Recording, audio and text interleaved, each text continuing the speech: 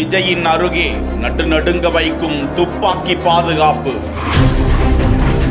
தவறான நோக்கத்தில் முன்னேறினால் சுட்டு தள்ளும் பவருடன் அதிநவீன துப்பாக்கிகளுடன் ஒரு ரியல் ஒய் பிரிவு பாதுகாப்பு.